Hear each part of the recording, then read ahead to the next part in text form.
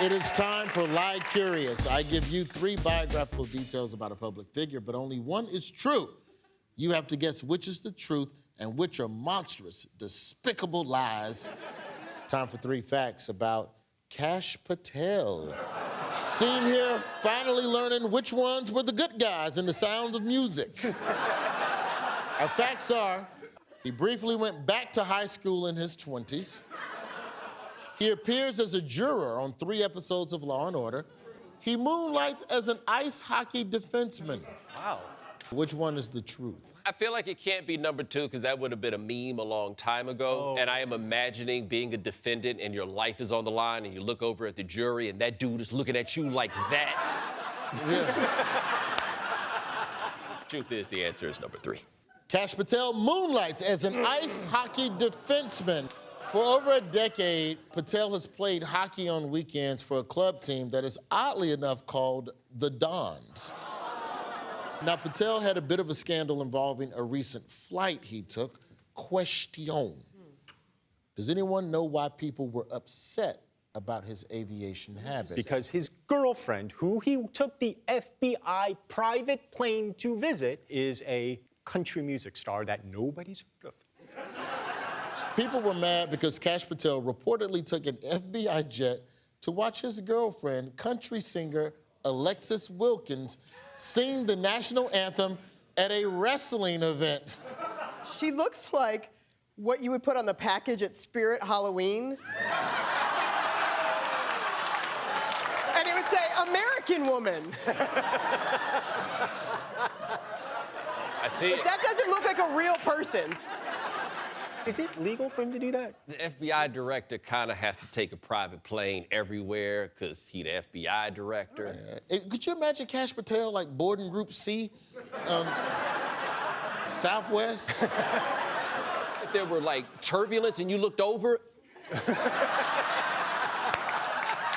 Now, it's important to point out that FBI directors are actually required by law to travel in a government plane for security reasons. So who is it that insisted that the FBI director taking a government jet is a bad idea? There can only be one answer. Yeah, we know how this show works. Go take their money. Chris Wray doesn't need a private jet. We're not the guys running around on private jets. And somebody, maybe in Congress, should ask for how many flights on a private jet Director Comey took, or my predecessor Director Wray took, and how many personal trips they took. Oh, no, my own words. FBI, yeah. Time for 3 facts about former Speaker of the House and lady who wears high heels in the swimming pool, Nancy Pelosi. Our facts are, she had 5 kids in 6 years. She owns exactly 1 pair of blue jeans. She went to college on a drum scholarship. Team Michael, which one is the truth? You know I want to see a clip of her Of course. in a drum line. I want her with those buckets like the dude in the subway. Yes. Yes. We are voting for that, and by voting, I mean praying. Yep. I'll give everyone on Earth $8 billion if this woman can play a drum. number 2 it is. This bitch ain't got but 1 pair of blue jeans. Nancy Pelosi had 5 kids in 6 years. The former Speaker of the House married her college sweetheart, Paul, in 1963, and by the end of 1970, they had 5 kids, 4 daughters and a son. I think I know what happened there. The son is the youngest, isn't he? 4 daughters, and then She was like, look, one more go, man. come on, son. Damn, daughter again. All right, come back. Come on, son, this time. Ah, damn. I don't think she calls them kids. I think she calls them constituents. But speaking of Nancy Pelosi, she made a big announcement this week. What was Nancy Pelosi's big announcement she made? She's still alive.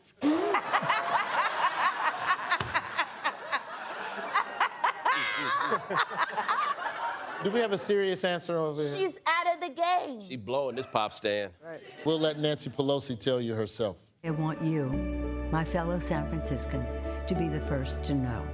I will not be seeking re-election to Congress. And then it cuts to a wide shot. It's I want. Pelosi is retiring after nearly 40 years in the House of Representatives. She was the first female speaker in American history, and regardless of anyone's political views, these are great accomplishments. Question: how did Donald Trump commemorate this occasion of Pelosi retiring? Oh, he sent her a fruit basket. And he said, good riddance. Close enough, point. I got a point, Michael! Oh, you can have it. Thank you. You're welcome. Donald Trump posted on Truth Social saying, quote, "I'm glad to see the stench of Nancy Pelosi go." Dang, That's a classy brother right there. That is. That's like something a troll says in a fairy tale. And maybe Pelosi knew something like that was gonna come up because she let something slip this week. Does anyone know what it is? Her shoulder strap. Just listen. Our founders did not want to have, again, how can I say this? It'll sound like I'm awful about Trump because he's just a vile creature. The worst thing on the face of the earth. But anyway. That's how you talk when it's your last day at the job. This has been Like Curious. More after the break.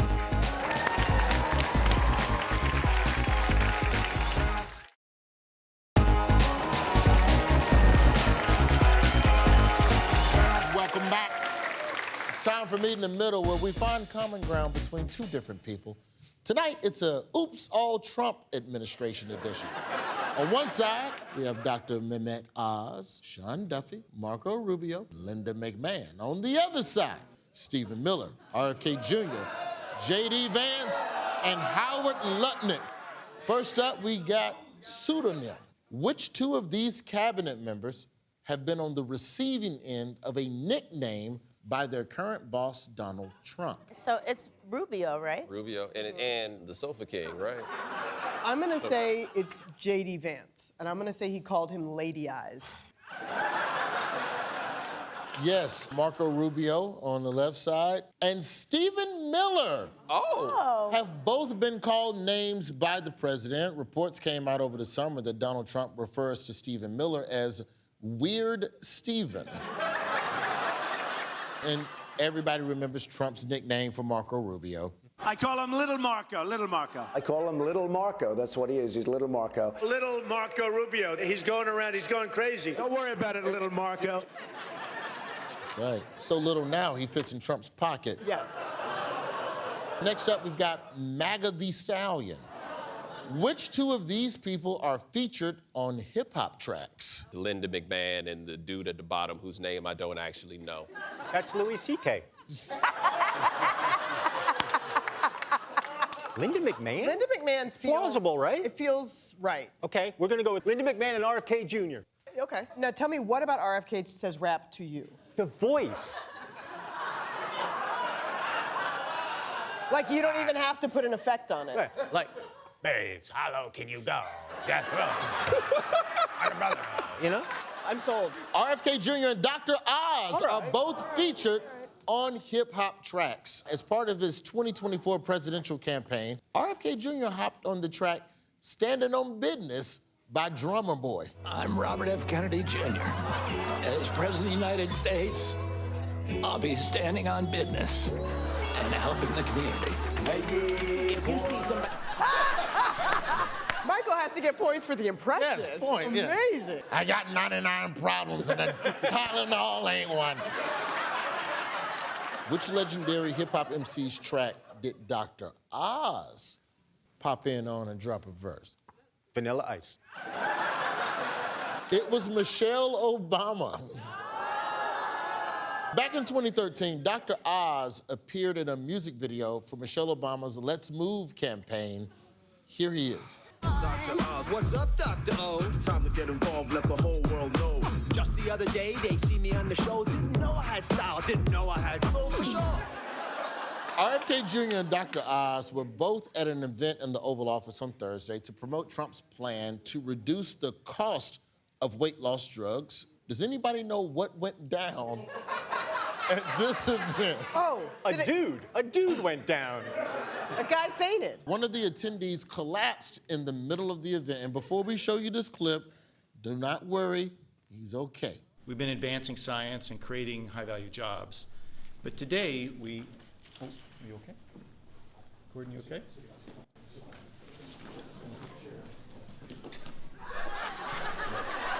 Just watch what RFK Jr. does when Buddy collapses.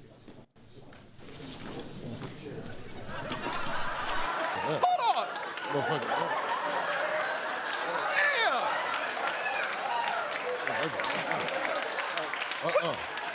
He got something wrong with him. I ain't finna catch it. Like, if I pass out right now, you're supposed to at least give me the courtesy, hey, you good? And then leave. I agree with Roy. It's like when you know someone else is going to pay for dinner, but you still kind of go for your wallet. Yeah. Like you pretend. At least do the fake care. I found that to be a totally relatable moment. I don't know CPR. I should probably go find somebody who can help. You're also not in charge of America's health. All right, let's do President Evil. Which two of these people were video game characters? Oh. Team Michael. Linda McMahon, it's got to be, right? Because wrestling shit, and then... I think J.D. Vance was a character where it was like you had to try to get the eyeliner on, like perfectly straight. Team Amber, what's the guess? Well, look, bald man is a mystery to everyone. In 2 minutes, they'll say his name. I'll forget it then. Yeah. What's his name? Howie? Howie Mandel, that's who it is. We'd like to go with Howie Mandel and Linda McMahon. Linda McMahon and J.D. Vance have both been featured in video games. J.D. Vance is a playable character in the election simulation game, The Political Machine. Take a look.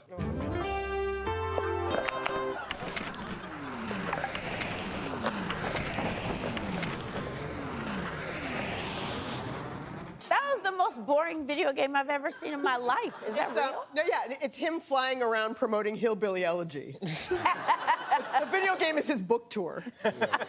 Linda McMahon is a playable character in WWF No Mercy for the Nintendo 64.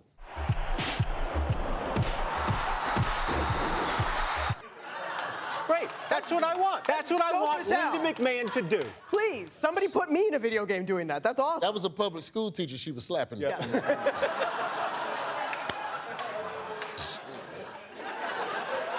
We didn't get to Sean Duffy and Howard Lutnick, but they both come from reality TV. Sean was on The Real World, and Howard actually got his start as one of the pimples on Dr. Pimple Popper. More after the break.